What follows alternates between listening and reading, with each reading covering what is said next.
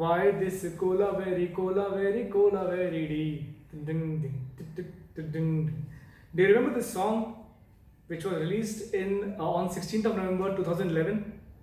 Dhanush and many other players in the song, and they were shooting this video in their studio, and this video went viral.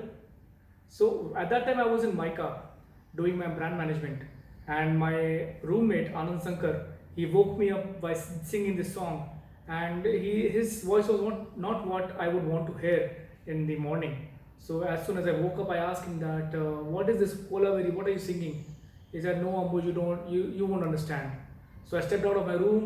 I went to the canteen. Everybody was playing Kolaveri D, and I was like, "What is Kolaveri D?" And by evening we got to know that Kolaveri D is a big hit, and it's being sung by so many people. There is so much of movement around it. The proper definition of a song going viral. That was the perfect definition of a song going viral. And for the first time, as somebody who does not know even the T of Tamil, I was singing "Why This Kolaveri D." A few days later, we all danced on the stage on Kolaveri D, wearing those lungis and all, right? So Kolaveri D was that first viral marketing campaign that I witnessed, and the word viral came to me for the first time. This was the first time I heard it. Now, why was Kolaveri D such a big viral marketing campaign? This is what we're going to talk to you about in this episode of Social Buzz e-learning podcast and vlog. So, this is me, Ambuj, your friend, philosopher guide, to help you keep yourself with the digital marketing trends. So, today we're going to talk about Kolaveri D and how it became so viral, plus other marketing campaigns that went viral across different time frames.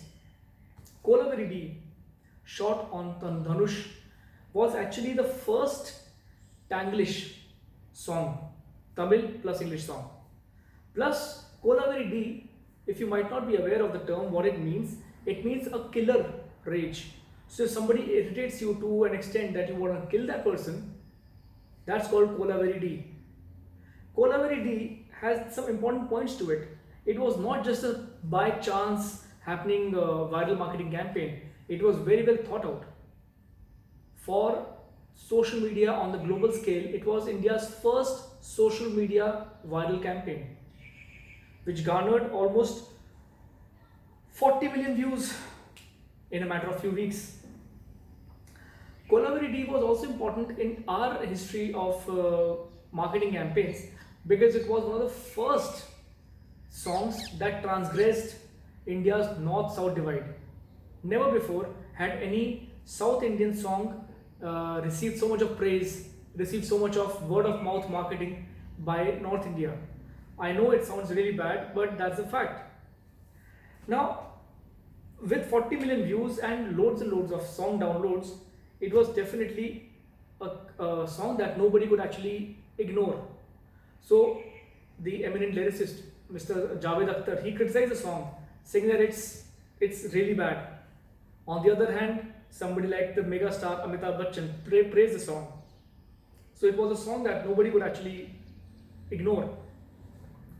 What happened was that on 16th of November, Kolaveri D was supposed to be launched. 16th November. And Sony Music was the one that was launching it.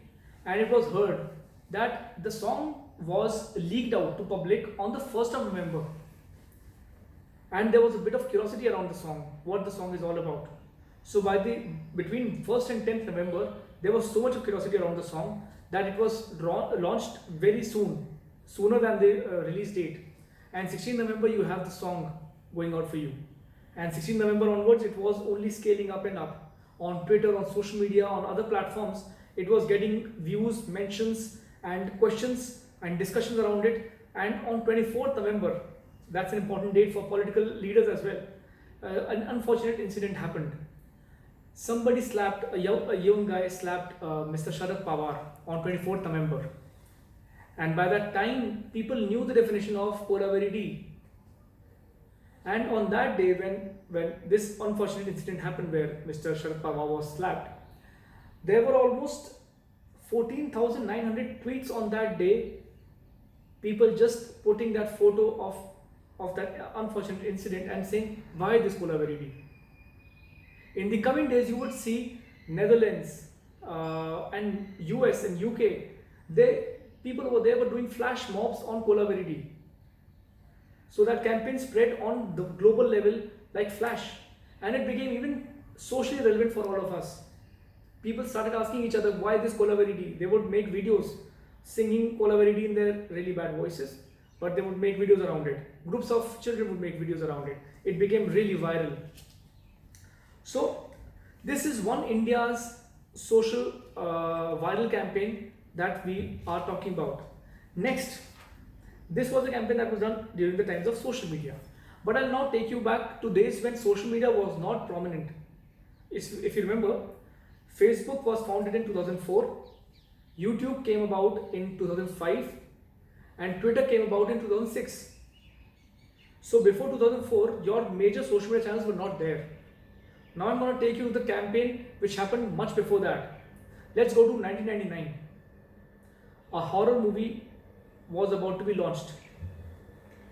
The Blair Witch Project. The Blair Witch Project was written and scripted by Mr. Daniel Myrick and Eduardo Sanchez.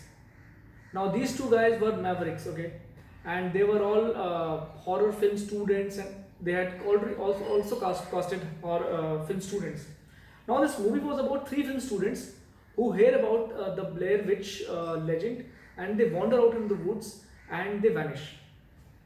What they leave behind is the feed, what they captured over there. So this is a movie that is based on that feed.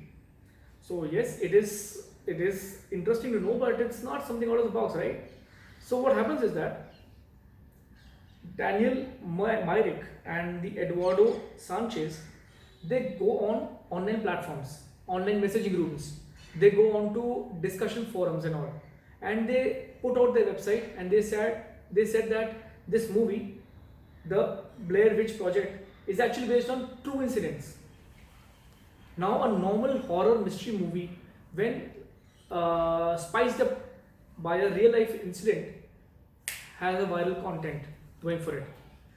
So the movie that was made with just $1 million was now seeing a lot of curiosity around it, a lot of pre-release marketing done for it, promotion done for it, and it garnered almost $250 million in sales of tickets.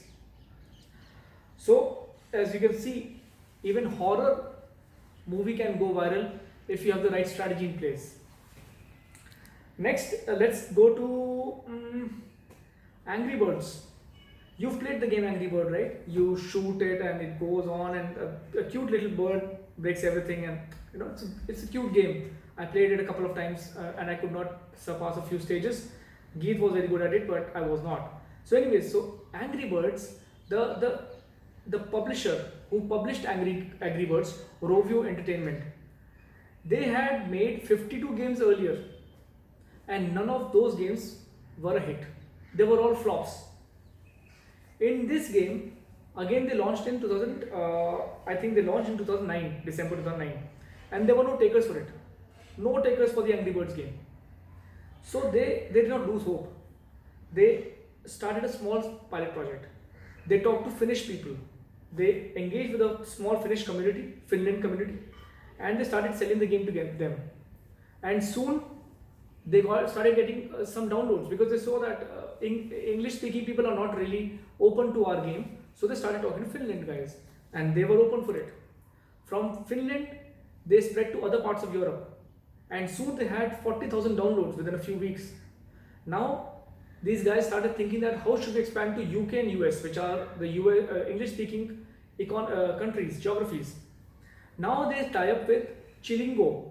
It was a game publishing app, and Chilingo and Apple, they were impressed by the product, and they put Angry Birds on the App Store in the first page, and boom, you get 1 billion downloads of Angry Birds. So this Angry Birds game goes viral. It was a proper viral marketing strategy. not the one that we saw in Kolavaridi or that we saw in Blair Witch Project, but a totally different viral marketing strategy where they start small, they make the right partners, they do the right branding, plus their product is very good. Angry Birds was always a very very good game to play, very easy to play. It had a very low load time, and it could be played by anybody, anywhere, across any generation. So it had all those viral components going for it, but it was a language barrier of English, which they got around in another way. It was an out of box strategy that they employed, right? Now let's come to something that you might have done in the past. I'm talking about the ALS Ice Bucket Challenge in 2014. Now what was happening? The ALS Association, they would get some donations every year, and they wanted to have more donations for one more project that they were undertaking. So they started asking for donations, but in a different manner. They said that we will ask you for donations, but what we want you to do is that pour over yourself a bucket full of ice cubes. And that is the Ice Bucket Challenge. It started off with celebrities, and it got so viral. There were 2 million videos uploaded on Ice Bucket Challenge within 2 months, and it garnered almost 24 million engagement in the form of video upload, comment, share, like, whatever it is. They got so much of it within just 2 months, and the result was that within 2 months, ALS Association was able to raise almost $100 million. The same time frame in the last year, they had only got $3 million as donation, but over here they got $100 million. So this is what a well planned, well strategized and cause based viral marketing campaign got them so much views. So all in all, when we look at these 4 case studies, whether it's Kolavaridi, whether it is Blair Witch Project, whether it is ALS Ice Challenge, whether it's Angry Birds game app, what are the pillars of viral marketing strategy? The first pillar, the foremost pillar, is good content. No matter what strategy you deploy, if your product is not good, it will not work. Angry Birds was always a very very good game to play. Ice Bucket Challenge was very easy to do with a cause. Blair Witch Project was mystery, horror, and a good movie to watch. Same goes for Kolavaridi. The cast was good. It was shot in a different way. It was a good package altogether. Right? So first is obviously your product has to be bang on. Next, people think that you can go viral by going at a mass level. But no, that's not the point. Actually, viral marketing strategy is customer focused strategy. It is not a business strategy. It is a customer focused strategy that requires you to understand your audience first. Understand your audience, analyze your audience and where they are, and then put to them that product. In the Blair Witch Project, the directors Myrick and Sanchez, they pointed out who are the possible people who would watch their movie. They went to their those platforms where these persons were actually interacting, those online messaging boards, and they started talking over there. And these guys did not stop the conversations once the movie was released. So Myrick and Sanchez were talking to people even after the movie was released, and the profits were earned. They were growing with them. They were growing with the community. So the community never thought that they're here only for making profits.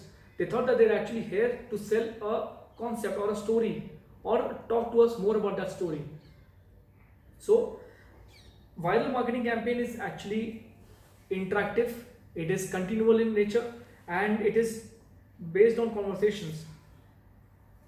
Next is that we can take out a leaf from Angry Birds publishers, that for viral marketing you never have a sure shot formula that a marketing campaign will go viral. So even after 52 games being published and none of them going viral, Rovio Entertainment never lost hope. So that is the last lesson that viral marketing campaigns teach us. This is it all from Amput Saxena, Socialbuzz e-learning. Stay tuned for more digital marketing trends. Thank you.